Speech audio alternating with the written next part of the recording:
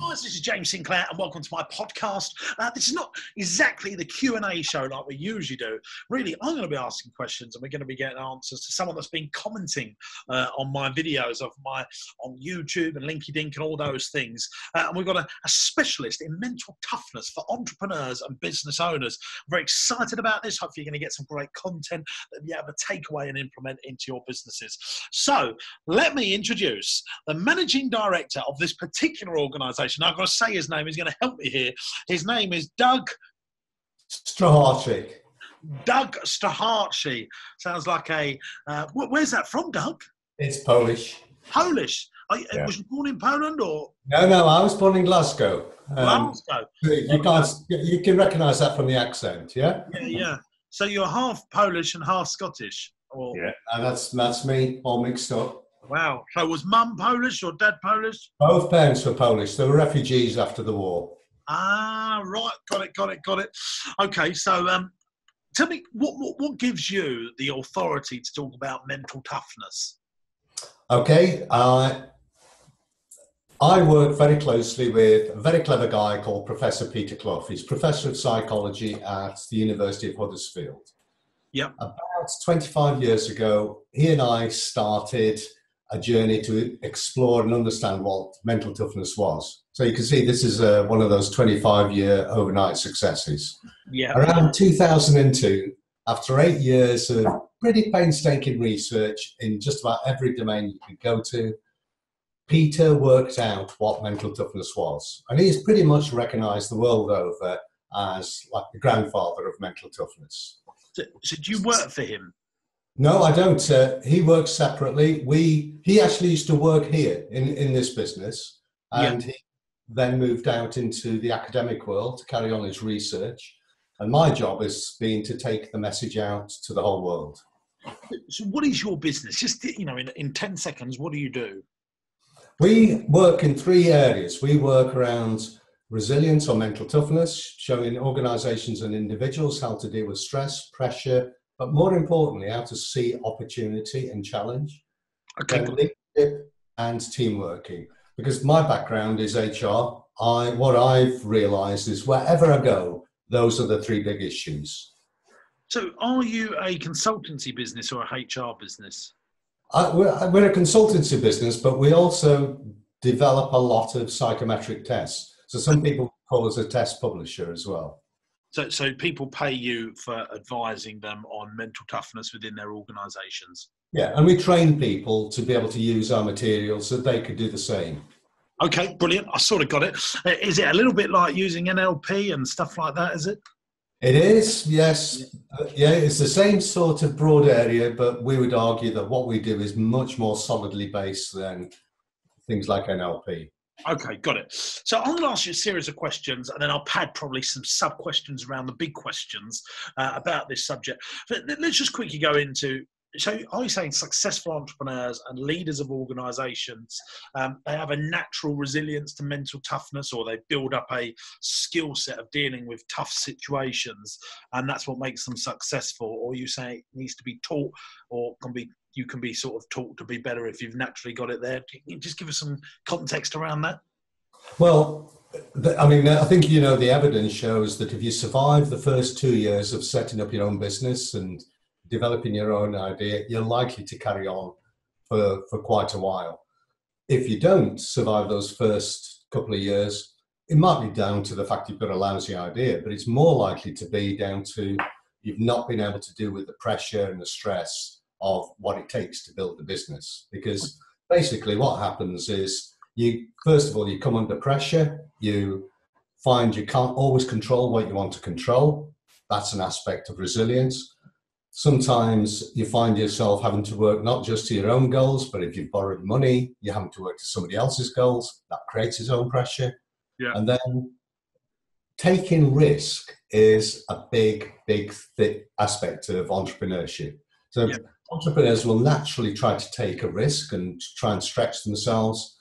But if they don't learn from their experiences, all they end up doing is making the same mistake all the time. So there's an aspect there. But then the big one is confidence. Do you feel some people have the ability to deal with stuff more naturally than others? Yeah, I mean, all the research that's carried out shows that it's something called normally distributed. So there are roughly 20% of the population can deal with those kind of pressures comfortably. They've learned how to deal with that through life experiences. 20% of the population find that a really hard struggle. But in the middle, you've got about 60% of the population who can do it a bit. And if these are the people who want to successfully set up a business or take an idea somewhere, they just need to learn how to deal with those stresses and pressures a little bit more. So let me just get some clarification on that. So 20% of business owners and entrepreneurs can deal with tough situations far easier than the other 80%. Then there's a 60% bit in the middle of the other 40% that can learn to deal with it better to try and get but the 20% at the bottom or the other end can also learn how to deal with it. Right. I mean, the key to it all is understanding, why am I struggling? And once you understand why, so what we're really doing is answering the question, why am I struggling? If you understand what the why is, you can do something about it. Got it. Understand? Good. Right, let me ask you this question. What is mental toughness and how is it different to resilience? What are the two? Well, mental toughness we now know is a personality trait. So when people talk about personality, there are different aspects of personality. This particular aspect of personality assesses how I think. Most people, when they're talking about personality, are thinking about how I behave or how I act. But what determines how I act or how I behave is how I think. So what Peter Clough has been able to do is work out what is it about what's going on inside our head determines our behaviors. So the first thing to understand, it's a personality trait. But the good thing about it, it's a plastic personality trait. So people used to think that personality was fixed, couldn't do anything about it. Well, you can. There are different aspects of personality have what they call different plasticity. In other words, you can change it, you can develop it. So it is possible if you need to. Your circumstances or your setting would make it appropriate for you to improve your mental toughness. You can. And so the other thing is there is massive evidence now that shows it correlates with performance, it correlates with well-being, it correlates with aspirations, which is really crucial in entrepreneurship, and it correlates with something that we call agility. In other words, the ability to deal with the unexpected and to deal with change. Again, crucially important in entrepreneurship. So what do you see resilience as? Well, resilience, okay, so there are 4 elements of mental toughness. The first 2 are control and commitment. So control is the extent to which I believe I can control myself and my environment to do what I want to do. Some people think they can, some people don't think so. The second element is called commitment, and that's where I'm minded to set goals and I'll do what it takes to achieve my goals. Those 2 elements are what resilience is about. Now, in other words, resilience is about the ability to, something goes wrong, pick yourself up, dust yourself off and carry on going. And that's down to, can I still do it? And am I still minded to achieve my goals? The problem with resilience is it's got two aspects. One is I can be resilient because I have to be resilient. That wears you down. But if I'm resilient because I want to be resilient, I want to take the world on, then that introduces another more positive quality. And that's where the rest of mental toughness comes in, because that's got 2 elements. Challenge, that's me seeing a world full of opportunity. And I know it's going to be tough, but I'm going to have a go at it. And even if I get things wrong, I'm going to keep going because I'm going to learn from what I'm doing. And the 4th element is confidence. And that is about having confidence in my abilities and interpersonal confidence, being able to stand up and tell the world what it is I'm good at. If I can't do that, I can have the greatest idea on the planet and nobody will know about it. And so those 2 elements complete the picture of mental toughness, but resilience is just the first bit. And so resilience helps you to survive, mental toughness helps you to thrive. Okay, I understand. So I just want some clarity on this. if people are in the top 20% that can deal with mental toughness, so, Mm. this, I'm thinking politically, these would be like prime ministers must have, and presidents must need to have bundles of mental toughness. Absolutely. As a natural part of their DNA. Yeah.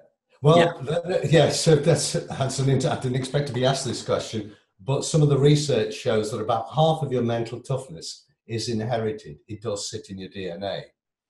But you can change your mental toughness through experience. In fact, that's the only way you can change mental toughness. You learn from what happens to you. I've always said this, like I would borrow £10 million and invest it into business and be able to deal with it quite comfortably, in fact. My fiance, Natalie, would not be able to deal with that at all. Even if they said, and if you can't pay it back, you can have a 6-month holiday, most favourable terms ever. I just know that I can deal with that situation. I think that sort of comes into the piece of what you're saying. But I think that is the rarer end of the scale, because obviously I've coached and speak and meet loads of entrepreneurs and business owners, and some people's risk appetite is just very different, and it's just naturally in them, and I know that if you haven't got that certain level of risk appetite, then your success is going to be limited, stopped at a certain point. Yeah, and you're absolutely right. But one of the things we've also learned is, although we've spoken about mental toughness being a completely positive quality, and it does have potential downsides. So if you're too risk orientated, you get it wrong. If you're too high, got too strong a sense of control, you think you can do everything. In fact, you can't. If you're overcommitted, you set yourself too many targets or too hard a target. And the worst one of all is if you're too high level of confidence in your abilities and you don't actually have those abilities. That happens all apart. There's loads of people that will just not accept, help, because I just tend to find it's very, very rare that you get someone that's an all-rounder excellent at everything. Usually you find good salespeople are weak at administration and organisation. People that are good at administration and organisation are not so good at sales. And it is about building an ecosystem, a cocktail of excellence within your team. Absolutely, yeah. And actually, maybe if you could have one skill set, it would be to know your weaknesses, isn't it? That's the... what we talk about, we have a mantra. It's all about self-awareness. Yeah. Why can I do something and why can't I do something? If you're self-aware, then you can do something about it. And there's loads of interventions, even stuff like NLP will help. And then to do it, to practice it. So some people will go along and say, right, and I now know what's wrong with me. I'll have a go at this. Then they don't actually do it, and they never change. Well, I think one of the greatest things about being an entrepreneur is once you've done some stuff really well, better than most. I'm very open about the things that I'm useless at, and I can say it in quite a jokey, chummy way. And I realise that if you was going for a job interview, people would be very, very nervous to say about their weakest things. For example, I say, I can't manage my diary. I'm so unorganised. I get to places late. But, you want me to go and sell £1 million worth of stuff or make the impossible happen? I'm your guy. I can go and do that sort of stuff. But you have to be in a very fortunate position, which entrepreneurship is actually once you've reached a certain level of success where you can say, yes, these are things that I'm used to, and my team around me know that and, fill in the gaps for me. But I'm quite open about it. But I think in most areas of life, you're just not allowed to do that. But with entrepreneurship, you are. No, absolutely. And I'm in exactly the same boat as you. I've been in business for 30 years now. So I founded this business. But twice I've got involved in other ventures. Once lost a small amount of money, which upset my wife. And the second time I lost a lot of money, which even upset me. But you just keep going. You learn from it and you say, right, that was the most expensive training course I've ever done. Absolutely. Some people, it just stops them. I'll never do that again. And that's the end of them. So tell me this, why is it important, relevant for today, that people understand the difference between mental toughness and resilience? What you talk about, why is that important and indeed relevant for today? Give me some examples.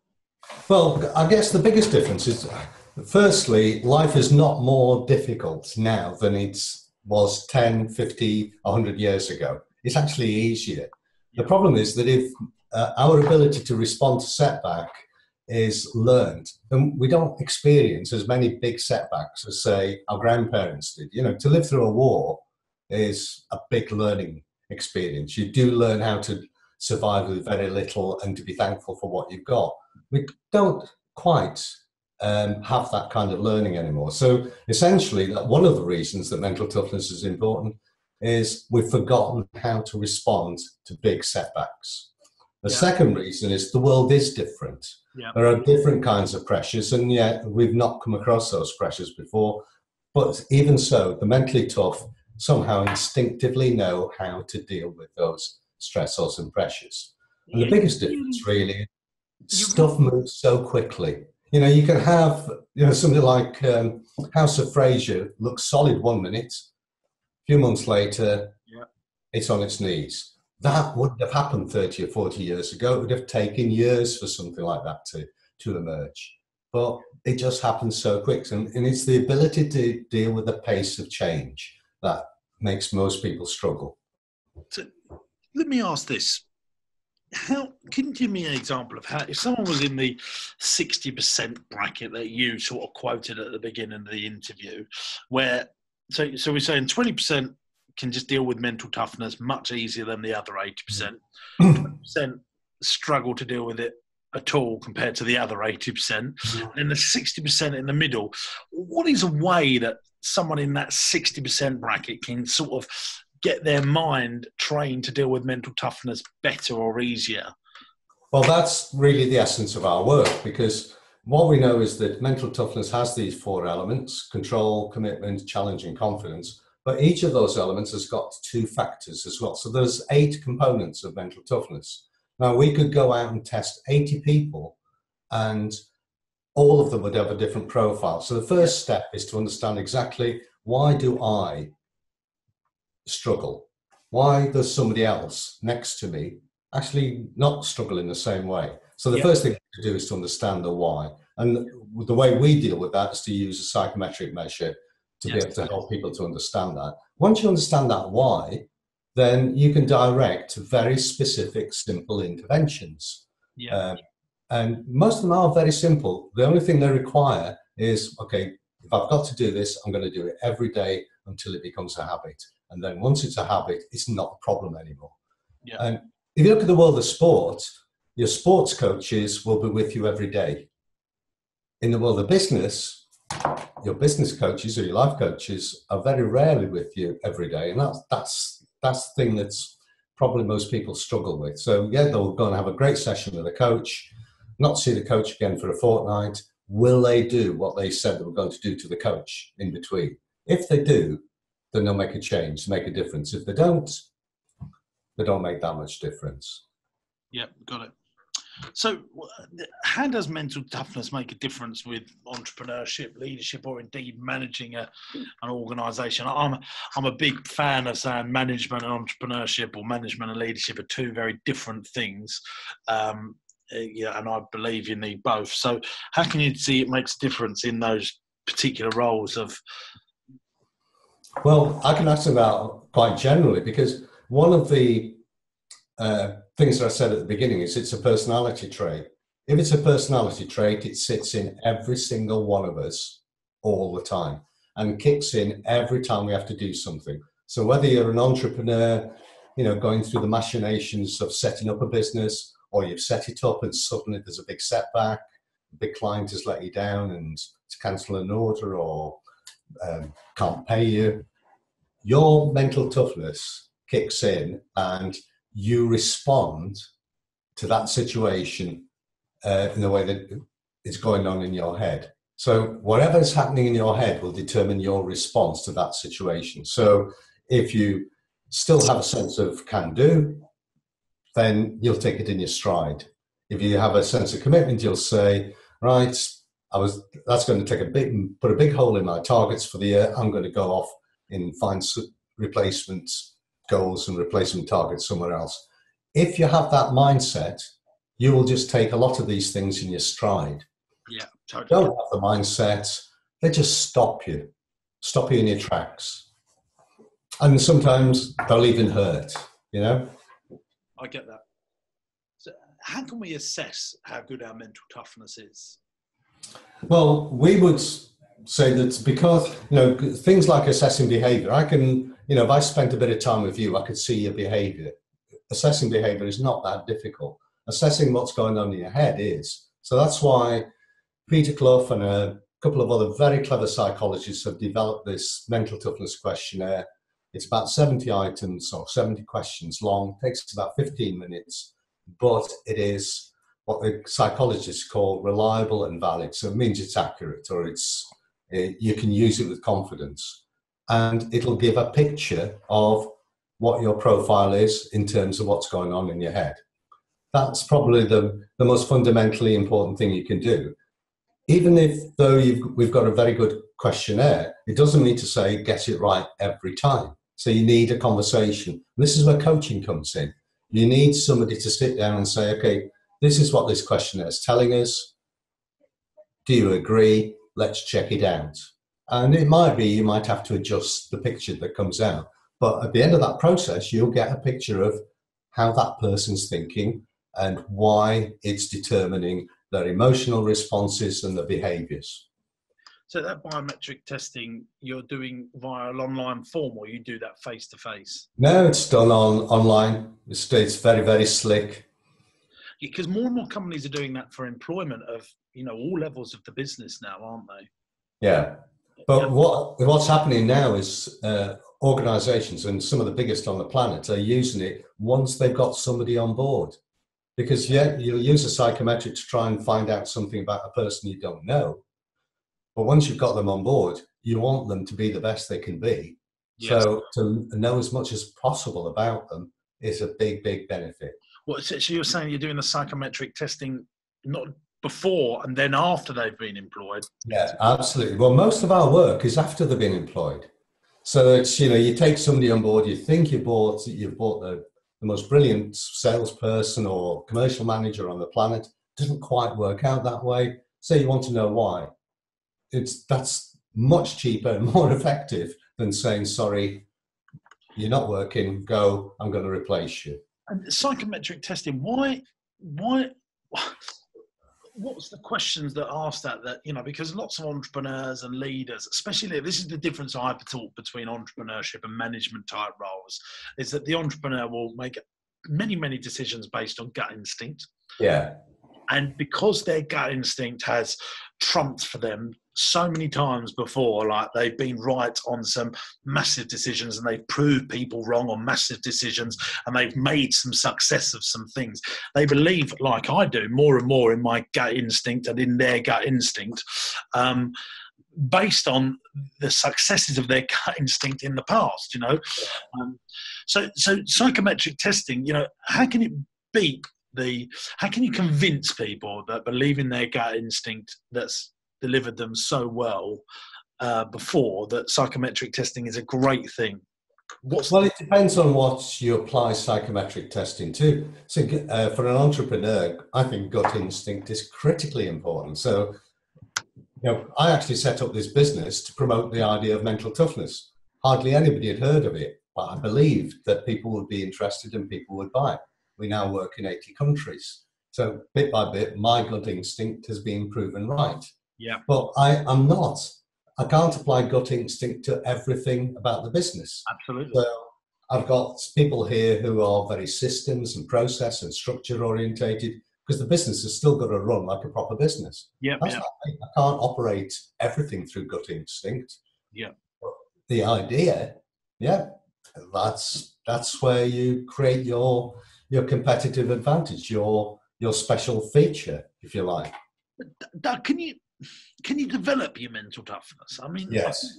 Yes. Of course, the answer is yes to that, because I think as we get older, taking our lives away from business and our careers, I think, you know, when you, I'm thinking about being in a relationship here, you know, your partner, you know, after a few years of being together, you know that that argument is just something that needs to be dealt with, and you get tougher at dealing with those things and they don't affect you. And I think the same is for business. Once you've gone through a few nightmares and you'd say, hey, we're survived, it's all good. One of the top rules that someone's taught me about was, he calls it the 2-week rule.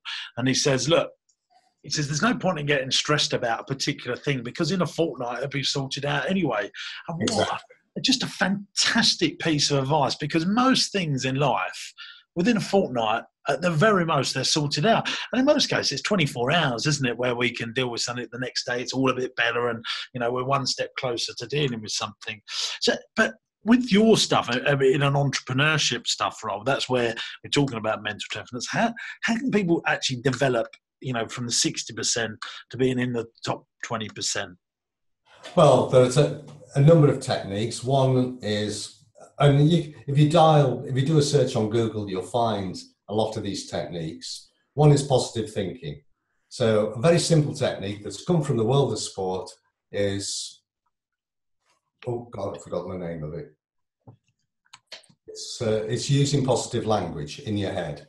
Yes. So I'll give you an example. I worked with not a small entrepreneurship organization, a big one. And I was asked to facilitate the board meetings. And when I first went to the board meetings, there were shouting matches. There were battlegrounds. So basically, somebody would say something and immediately everybody else would say, but. And I began to pick up, they love this word, but. So I said, after a couple of sessions, tell you what, why don't you stop using the word but? Let's see if that changes the nature of the discussions. And we put a swear box in the middle of the boardroom table. And they played, they went along with it, but it did change everything. Once they could stop saying but, they stopped tripping each other up. They were playing games with each other, it stopped them doing it. So the language you use in your head and the language that comes out of your mouth are directly related. Yeah, but that is, you just see that's a natural DNA thing as well. I've seen that. So especially when you're dealing with confrontation, some people can defuse a situation much quicker than other people. I've seen, when you go to a restaurant out, if there is a complaints going on and, the waitress is getting flustered and then a really experienced person comes in and just diffuses the situation instantly. One of the ways that I always teach people is to use people's names. If you find out and even say, this is my name, and shake their hand straight away. I mean, it's a natural diffuser. So if you're going into a situation, look, my name's James, I'm going to sort this out for you. Let me just shake your hand to prove that I'm going to take it out. And what's your name? And then as soon as you start saying names like that, it instantly brings people back down to a more understandable situation. I've been using that technique for years and I know it definitely works. And it's similar to what you're saying, isn't it? Yeah. And the other little phrase that you can use in those settings, instead of telling somebody to calm down, you can say just a thought. And people don't mind. Yeah. A sentence that starts with just a thought. They hate it when you say, look, you should be doing this. Yes. So language is really important. The other one is, you don't have to learn this, it's visualization. And we do a lot of work with people who kind of are learning to do their first presentation or their first pitch. And when they're about to do that, they're almost like jelly because they're visualizing it going wrong. People are going to ask them the awkward question that they're not going to be able to answer, or going to drop the notes or whatever. And you say, well, imagine it. Think it through in your head. Imagine you're doing this presentation or pitch in your head. Imagine you drop your notes. What are you going to do in your head? You pick them up, put them back on the table, and you carry on. Nobody minds. Somebody asks you the really awkward question. What will you do in your head? Because you can practice in your head. So in your head, if somebody asks you the awkward question, you say, that's a great question. I haven't got the answer for you right now, but I'll email you with it in a couple of hours. If the first time you ever do any of these kind of settings is the real live one, you will come unstuck. But you can practice it in your head. Well, it's been a fantastic thing. Is it I've really enjoyed talking to you, but is there a technique that we can leave our listeners with that can help improve their mental toughness, that they can do at home? Like one little tip they can just take away from this podcast and go, yes, I'm going to click on and start doing that. Well, there is an area where the psychologists call it attentional control. It's simply the ability to focus and to concentrate. Most of us aren't very good at that. There's one little technique that's come out of Canada, and that is, if you're about to do something like sit down to read something and you want to listen to something, and you need to concentrate, close your eyes, breathe in and out 9 times while counting to 9, and then open your eyes. What they've shown is simply the act of having to concentrate on those 2 things drives everything else out of your head. Right. And when you open your eyes, you're thinking about nothing else but what you've got to do. Yeah. For most people that works, and it works for me, I can tell you that. I mean, the way I deal with, and I still, I think I deal with much bigger things than most people, but then I appreciate there's other people that deal with much bigger things than me. Similar to that, I just write a list and I put my headphones on, which have got noise cancelling headphones. Right. Similar sort of thing, but don't play music through them. I just put the noise cancelling on so that I can't hear anything. And I write a list of the things that I want to get done that are on the tough list of stuff to do. And I find that really, really helps for me. But Doug, it's been an absolutely fascinating, I think we've been on the phone for about 35 minutes. So it's been a fascinating 35 minutes. Tell me, have you got a book out there, I think? Is that what the guys are saying? You'll see here as a global leading authority. This is the things that I've been told about you. On the subject that we've discussed, mental toughness, has had several books published on the subject area. The book, the then being Mental Toughness, a recently awarded business bestseller in Poland. Yeah. Peter Clough and I have written a book, Developing Mental Toughness. It is a global bestseller. It's published by Kogan Page. It's been translated into Chinese, Arabic, Polish, Romanian. Amazon have just taken it to convert it into an audiobook, and then there's several other deals coming through. It is, by a long way, the kind of Bible for the subject. Cool. And do you guys put content out there on videos and podcasts? We do. Well, I'm a big fan of LinkedIn, so pretty much every day I put stuff out, and we're going to be starting putting blogs and so on, and exercises like this, probably shorter ones, cool. To get that out around the world. I've got a fair following now. Probably not as good as yours, but well, I don't know. One day. So what's a quick link so people can find out about you? The quickest way is head office at aqr.co.uk. Head office at aqr.co.uk, and then finding you on LinkedIn. Can they search AQR on LinkedIn? No, it's Doug Strycharczyk on LinkedIn. And it's an easy one there. Doug Strycharczyk, just like spelling Smith. So if you can find Doug Strycharczyk, that's DougStrycharczyk. ZYK. Check him out on LinkedIn and find him on the wibbly wobbly web. Doug, it's been a fascinating session. This podcast will go out within the next week. Thanks very much to our listeners of the James Sinclair podcast shows. We'll be back very, very soon. And don't forget, guys, if you want to find more stuff, check us out on YouTube and hit subscribe and the little bell, and we'll notify you when we produce brand new content using the partnership of us and YouTube with the bell subscribe notification thingamajig. This is James Sinclair. See you soon. Bye-bye. Guys, thanks so much for watching the video. Hope you've enjoyed it. Now look, I also do group coaching and one-to-one coaching with a handful of clients, and I really help accelerate the growth of their business. Now, if you'd like me to do that for your business, why not get in touch? Go to my website, jamessinclair.net, and fill in the contact form there. And if I think I'm a right fit for you, and I think you're a right fit for us to help grow your business, we'll be in touch and let you know how much the investment's going to cost and how fantastic it could be in accelerating the growth of your business as fast as possible. I look forward to talking to you. Thanks for watching. Bye-bye.